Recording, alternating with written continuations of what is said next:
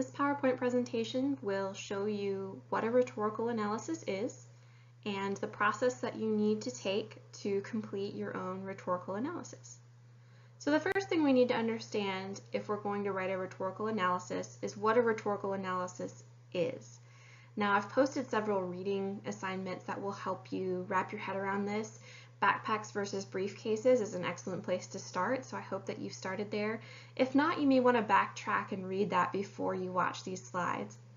Another great resource that I've posted for you is What in the World is a Rhetorical Analysis?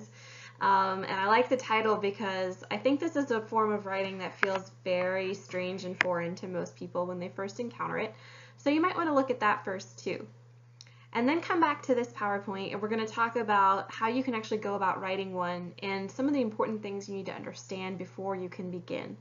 So the first thing you need to understand before beginning is the difference between content and form.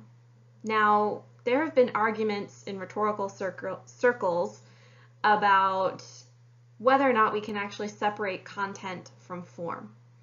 But in a rhetorical analysis, we really do make that separation, even if it's an arbitrary one, just so that we can understand the form itself. So content refers to what is said. So if you think about, for instance, if you've ever been having a conversation with someone and they say, it's not what you said, it's the way you said it, that shows an understanding of the difference between content and form. So content is what is said, the actual message. Form is how it is said. So for instance, sarcasm. The reason that we know it's sarcasm is because of the way that it's said. Now in writing, we pay attention to things like word choice, we pay attention to format, we pay attention to font, color, etc. These are the things that we look at. So content is the actual message being sent, the form is how it is said. One final example. In this PowerPoint presentation, the content of the presentation is what's a rhetorical analysis, how can you write one? The form that I'm using to communicate that message is a video presentation using PowerPoint slides. And I've chosen to use colors to differentiate between different ideas. And you'll notice that I'm using bold and underline and bullet points to try to separate out ideas as well. So that's the form. Think about when you don't understand something that a professor is trying to explain. Think about, is it really the message or is it just the delivery of the message, right? So content and form are different. A rhetorical analysis makes an argument about the form, not the content of a piece of writing. So there's a great essay called For Environmental Balance, Pick Up a Rifle. And if you want to write that down, I'll say it one more time. For environmental balance, pick up a rifle. You're not required to read this essay. It's actually a column from the New York Times, and I like it because it shows really the way that you can use writing style to sort of communicate with a particular audience. In this essay, he makes the argument, or this column, he makes the argument that really the only way to control deer population is to hunt. Okay, now that's the message. And in the past, I've assigned this essay as something that you can analyze for the rhetorical analysis. And the temptation was to argue with whether or not hunting is ethical, or to argue about whether or not hunting will actually bring a stop to deer overpopulation. And the trouble with that is, in a rhetorical analysis, it doesn't matter the message that they're sending. It only matters the way they send it. So those who succeeded in analyzing For Environmental Balance, Pick Up a Rifle talked about his use of flippant jokes, talked about his use of a conversational tone. He starts off the essay, for instance, by saying, here's a quick quiz. It's a very informal way to begin. He also makes comparisons between Bambi and Osama bin Laden. The successful rhetorical analyses on this essay focused on these choices that he made. So it's form rather than content. Okay, and you do that by answering these questions. So if you're not sure where to begin, one great place to begin is with the, sorry, I just lost my train of thought. One great place to begin is with what in the world is a rhetorical analysis and that little chart that you can fill out. But you can also think of it in these terms. So what is the author's purpose? Is it to persuade, to entertain, to inform? In the case of For Environmental Balance, Pick Up a Rifle, my argument was that his purpose was to entertain more than anything else. And how do you know? My defense of why I think that his purpose is to entertain is he doesn't list a whole lot of statistics.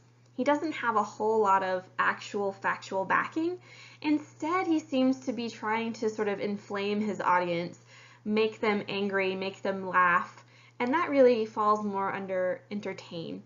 He might be trying to persuade a little bit, but I would argue that really it was meant to be just sort of a fun read over your morning coffee.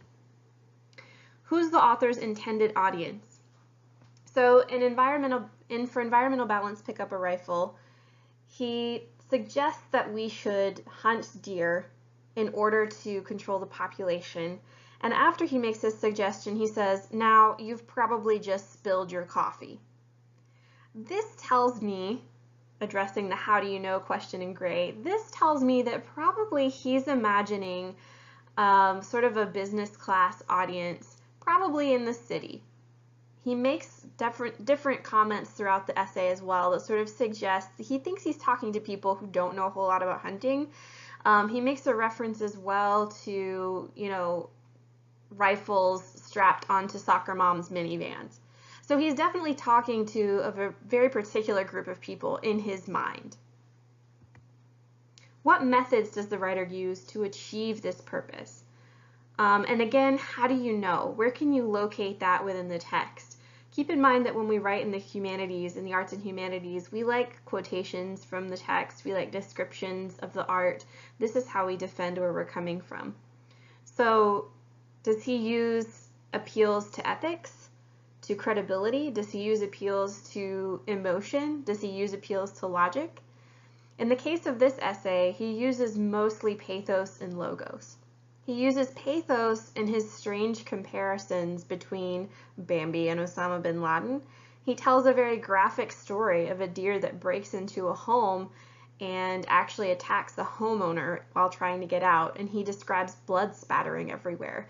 That's definitely an appeal to pathos, to the emotions. He also uses a little bit of logos. He does talk about some statistics from the Audubon Society. Ultimately, though, he's really on the end of pathos. He also uses a lot of humor.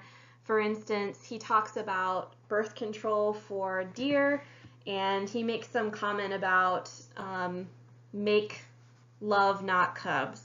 Okay, so that's what we mean when we say methods. What persona does the writer project? What do we mean by persona? Have you heard that word before? So what we mean by persona is really the way that the person comes across. You can kind of think of it as like their personality, but in particular their writing personality.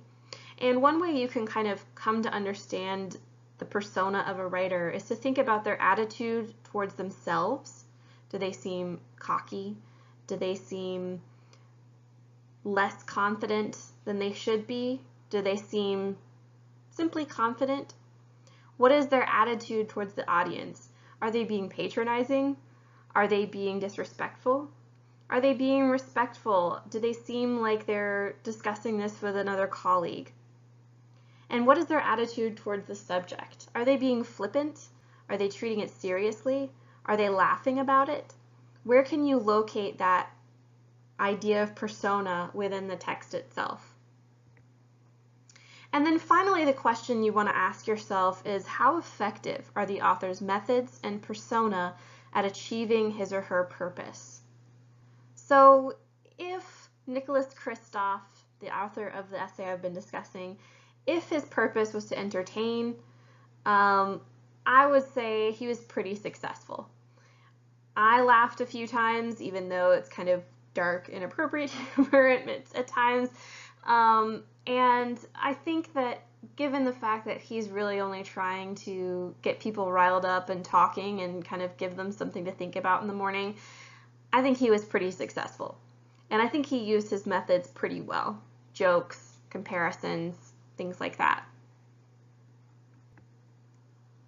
So to sum up, a rhetorical analysis is an original argument about the way something is written, supported by textual evidence or quotations. And here's how you write one. The first step, of course, is to read the piece critically. Really pay attention, make marginal notes, highlight things that you think are important or that you don't understand, look up words in the dictionary that you aren't sure what they mean, read it critically. And definitely read it more than once. So the first time you read anything, you're really just kind of getting a sense of what it is. You need to read it more than once to pick up on the little details.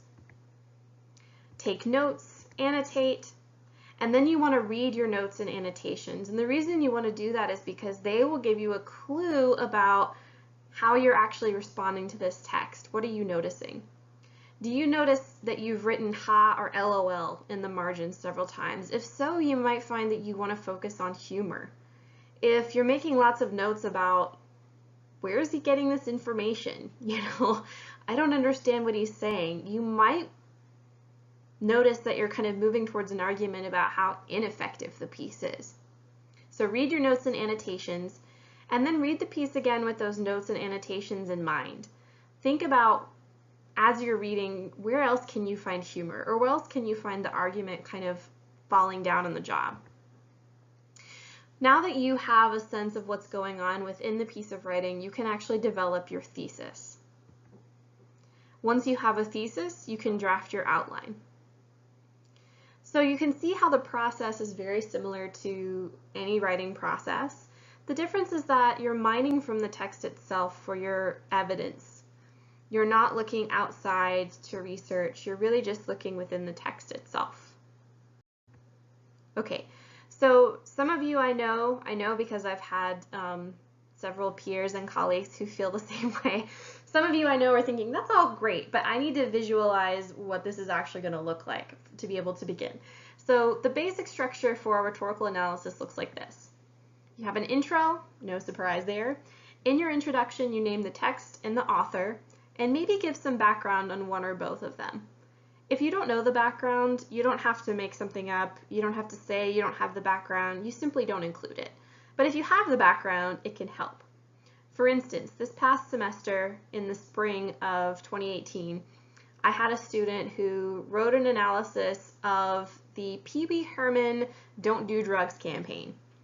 And he was able to talk about the background behind it. He talked about the Reagan administration and so forth. And this helped us get a sense of why the rhetoric was created and what purpose it served and how successful it was or wasn't.